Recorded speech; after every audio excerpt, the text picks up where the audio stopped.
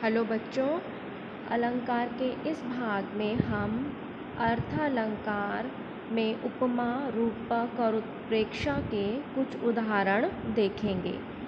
आपका अर्थालंकार में पहला अलंकार है उपमा और उसके उदाहरण में पहला उदाहरण है वह दीप शिखासी शांत भाव में लीन। दूसरा उदाहरण है मुख बाल रवि सम लाल होकर ज्वाला सा बोधित हुआ। तीसरा है नील कमल से सुंदर नयन। और चौथा उदाहरण है प्रातः नभ था बहुत नीला शंख जैसे। अब इन सभी उदाहरण में सी, सा, सम जैसे ये शब्द आ रहे हैं, तो ये उपमा अलंकार के उदाहरण हैं। उपमा अलंकार का पांचवा उदाहरण है वह नव नलिन से नयन वाला कहाँ है। छठा उदाहरण रति सम रमणीय मूर्ति राधा की। सातवां उदाहरण है खुले कोरे पृष्ठ जैसा वही उज्ज्वल वही पावन रूप। आठवां उदाहरण है चाटत रह्यो स्वान पातर ज्यों कबहु न पेट भर्यो।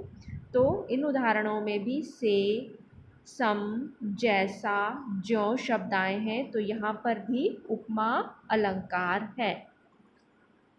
इसके बाद आपका अर्थ अलंकार में दूसरा अलंकार है रूपक और उसके उदाहरण हैं चरण कमल बंदो हरि राई। अब कमल को चरण का रूप बना दिया गया है। मैया मैं तो चंद्र खिलौना लई हूँ, चंद्रमा को खिलौने का रूप बना दिया गया है। और तीसरा उदाहरण है खिले हजारों चांद तुम्हारे नैनों के आकाश में। नैन और चांद एक रूप कर दिए गए हैं। और चौथा उदाहरण है आए महंत वसंत। वसंत को महंत का रूपक बना दिया गया है, इसलिए यहाँ पर रूपक अलंकार है। रूपक अलंकार का पांचवा उदाहरण है वन शारदी चंद्रिका चादर ओढ़े। छठा उदाहरण है संसार की समर स्थली में धीरता धारण करो। सातवां उदाहरण है मन का फेर। वैसे यहाँ पर यमक भी है और रूपक भी है। आठवां उदाहरण है पायो जी मैंने राम रतन धन पायो।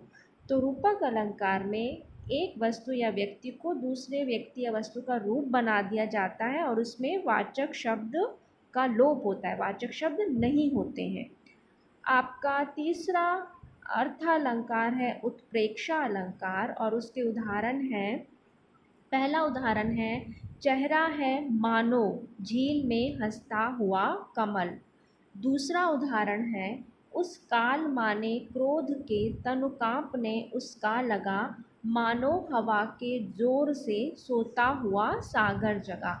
तीसरा उदाहरण है सिर फट गया उसका वही मानो अरुण रंग का घड़ा।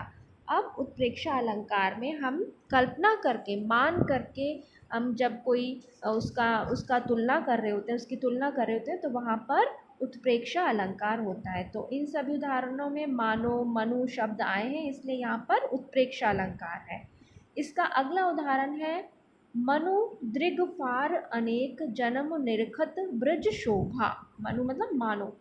फिफ्थ उदाहरण है कहती हुई यों उत्तरा के नेत्र जल से भर गए हिम के कणों से पूर्ण मानो हो गए पंकज नए। छठा उदाहरण है मानो भा स्वर भाव वही हो कविताओं के।